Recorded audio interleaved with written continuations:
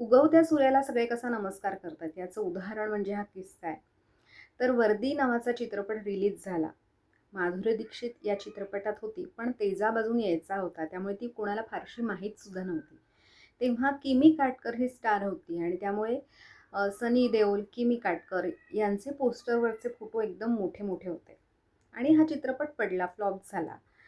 त्यानंतर तेजाबाला 1-2-3 गाण्यानं एक कमाल केली आणि माधुरी स्टार झाली, एका रात्रीत स्टार झाली आणि मग हा चित्रपट पुन्हा एकदा रिलीज करण्यात आला आणि त्यावेळेला माधुरीचा फोटो सगळ्यात मोठा होता आणि मुख्य कलाकार त्यांचे फोटो मात्र अगदी छोटे-छोटे होते.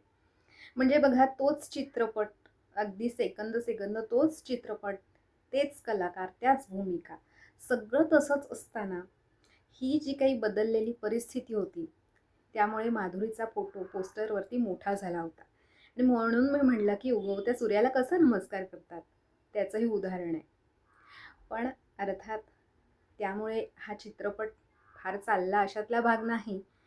पण तरीसुद्धा माधुरीच्या स्टारडमचा उपयोग करून घेण्याचा हा त्यांचा प्रयत्न, तो मात्र त्याची दखल घ्यावीशी वाटतं, की असाही विचार करता येतो.